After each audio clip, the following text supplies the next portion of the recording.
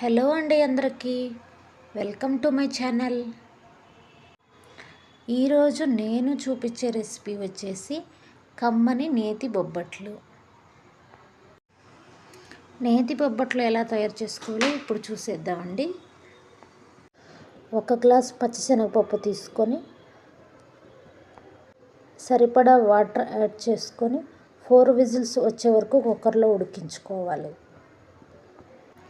ఉడికిన ఈ మిశ్రమాన్ని మిక్సీ జార్లో తీసుకుని చిటికెడు పసుపు, కొద్దిగా సాల్ట్ యాడ్ చేసుకొని మెత్తగా గ్రైండ్ చేసుకోవాలి. ఇప్పుడు మైదా పిండిని తీసుకొని ఉండలు లేకుండా జల్లించుకోవాలి.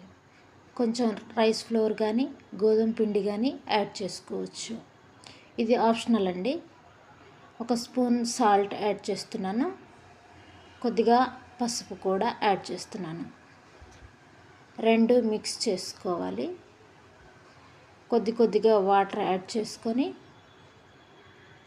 పిండి మొత్తం కలిసేటట్టుగా చూసుకోవాలి. మధ్యలో ఒక 2 స్పూన్ల నెయ్యి యాడ్ చేస్తున్నాను. నేతి బొబ్బట్లకి నెయ్యి కొంచెం ఎక్కువగానే పడుతుందండి. పిండి మొత్తం కలుపుకున్నాక కన్సిస్టెన్సీ ఈ విధంగా ఉండాలి. నెక్స్ట్ మనం ఒక కళాయిలో బెల్లం తీసుకొని కొంచెం వాటర్ యాడ్ చేసుకొని కరిగించుకోవాలి. పాకం రావాల్సిన పని లేదండి, జస్ట్ కరిగితే చాలు. ఇప్పుడు మిక్సీ పట్టిన పచ్చిశనగపప్పు పేస్ట్ని బెల్లంలో యాడ్ చేసుకుందాం.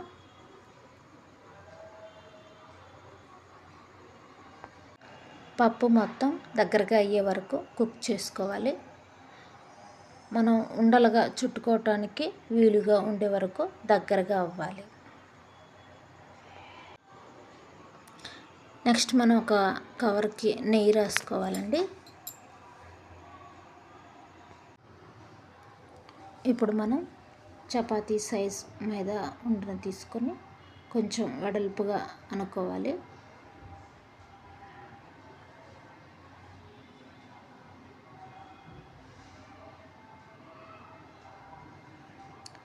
ఇందులోకి మనం పప్పు ముద్దని మధ్యలో ఉంచి చుట్టూ ఫోల్డ్ చేసుకోవాలి.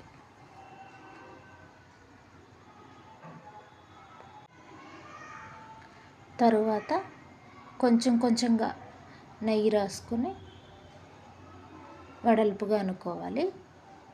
బొబ్బట్లు పలుచగా కావాలంటే పైన ఇంకొక కవరు పెట్టుకొని వెడల్పుగా చేసుకోవచ్చు. అదే మందంగా కావాలంటే చేత్తో ఒత్తుకుంటే సరిపోతుందండి. నెయ్యి అనేది బొబ్బట్లకి మంచి ఫ్లేవర్ ఇస్తుంది. ఇప్పుడు పెనం మీద కొంచెం నెయ్యి వేసుకొని మనం ముందుగా ఒత్తుకున్న ఈ బొబ్బట్టును పెనం మీద కాల్చుకోవాలి. అటు ఇటుగా దోరగా కాల్చుకోవాలండి.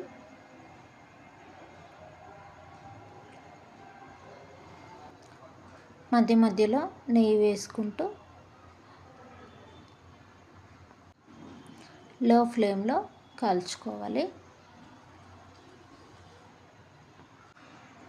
ఇలాగే అన్ని బొబ్బట్లు కాల్చుకోవాలండి. ఇంటికి ఎవరైనా స్పెషల్ గెస్ట్లు వస్తున్నారు అనుకుంటే ఇవి ఒకసారి ట్రై చేసి చూడండి, తప్పకుండా వారికి నచ్చుతాయి. బొబ్బట్లు వేడి మీద కంటే చల్లారిన తర్వాత చాలా టేస్ట్గా ఉంటాయండి. బొబ్బట్లు అటు ఇటు ఈ విధంగా పర్ఫెక్ట్గా కాలాలి. బొబ్బట్లు ఫస్ట్ టైం చేసే వాళ్ళకే ఇది చాలా పెద్ద ప్రాసెస్ లాగా అనిపిస్తుంది, కానీ మళ్ళీ చేసే వాళ్ళకే చాలా ఈజీగా అనిపిస్తుందండి. ఏదైనా స్పెషల్గా కావాలంటే కష్టపడాల్సిందే కదా. బొబ్బట్లు కవర్ మీద కంటే అరిటాకు మీద చాలా పర్ఫెక్ట్ షేప్లో వస్తాయి. కానీ నాకు ఇప్పుడు అవైలబుల్గా లేక కవర్లో చేస్తున్నాను. నేతి బొబ్బట్లు మినిమం 10 డేస్ వరకు నిల్వ ఉంటాయండి. వీటిని జాగ్రత్తగా భద్రపరచుకోవాలి. ఇంతేనండి, ఎంతో రుచికరమైన నేతి బొబ్బట్లు రెడీ అయిపోయాయి. టేస్ట్ చాలా బాగుంటుంది. వీడియో నచ్చితే లైక్ చేసి సబ్స్క్రైబ్ చేయండి. Thank you.